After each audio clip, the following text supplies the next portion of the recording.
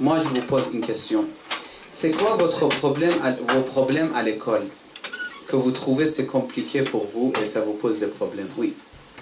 Je sais pas, je قد ما يقولون ليش تلبسون الحجاب ما قد ما نريد نفهمهم ما يفهمون شلون نقدر نفهمهم اللي ما يؤمنون بالله يعني هذولاك اللي مو مسلمين. Donc les non-musulmans quand ils posent la question sur le hijab, on n'arrive pas à leur expliquer pourquoi on met le hijab. Est-ce qu'ils posent beaucoup cette question? Beaucoup ils posent cette question. D'accord. Et vous, ils vous posent cette question ou pas? Mais vous mettez pas hijab ou... Parfois quand j'ai envie de mettre.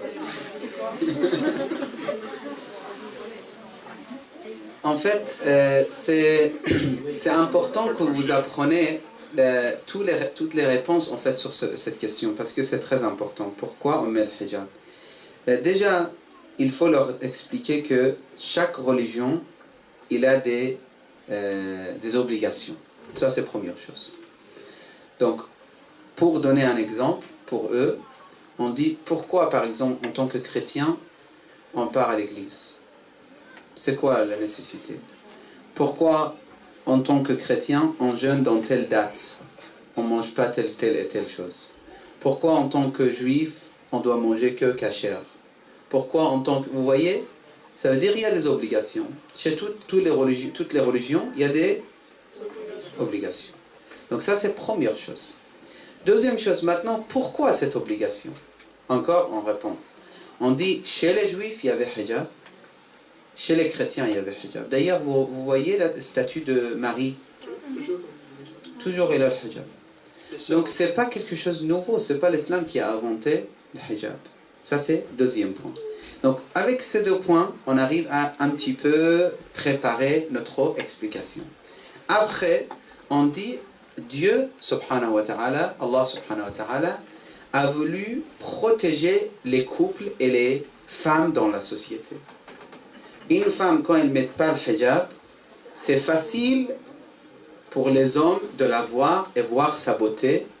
Et ça sera facile pour eux de dire des mots ou draguer ou de s'approcher vers elle, donc n'importe quelle manière. D'accord? Alors que le hijab, ça fait distance, ça fait respect, ça fait quelque chose. Et vous pouvez donner un exemple très simple. Vous dites, quand je marche dans la rue, moi, en fait, ça m'a intéressé cette histoire, je vous la raconte.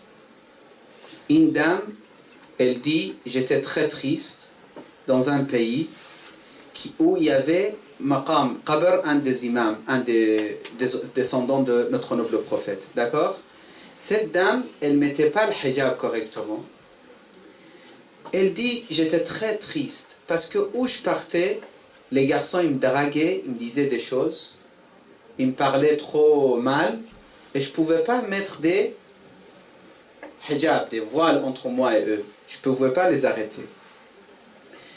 J'ai eu mal au cœur, cette fille, elle raconte. Elle dit, je suis partie à tel imam, fils de imam ou descendant de imam. J'ai commencé à pleurer, mais pour rentrer chez lui, il y avait des abayas. Vous savez, chez Ahl al-Bayt, ils mettent abayas. Une dame qui vient sans foulard ou avec mauvais vêtements, par exemple, pas très bien correctement habillée, il lui donne quoi? Abaya. Si vous partez à Amir al-Mu'min, Najaf, Karbala, Mashhad, tous les imams, il y en a abayat pour les femmes, côté des femmes. Vous ne voyez pas, mais les sœurs, ils savent de quoi je parle.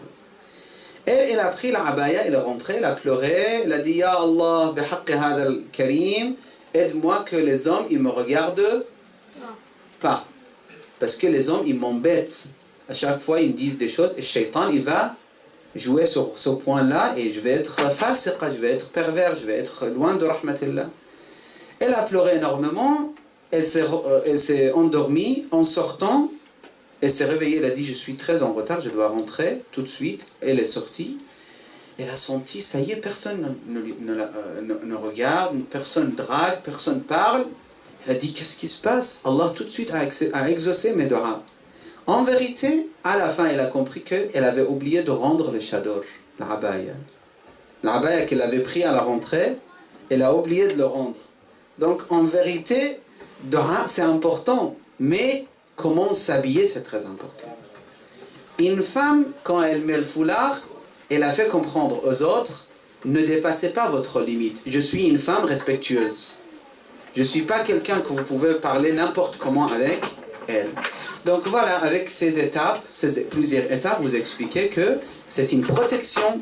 Allah subhanahu wa ta'ala nous a donné cette protection pour nous. Pour qu'on se protège, on met le foulard. Et qu'une femme, elle est considérée... sa beauté, c'est pas comme l'homme. L'homme, sa beauté, c'est que sa raison. La femme, la raison, c'est important, mais aussi l'apparence, c'est important. C'est pour ça, voilà, l'islam a interdit qu'on enlève le foulard. Mais il y a beaucoup d'autres choses à dire, mais je pense un petit peu comme ça peut être largement suffisant.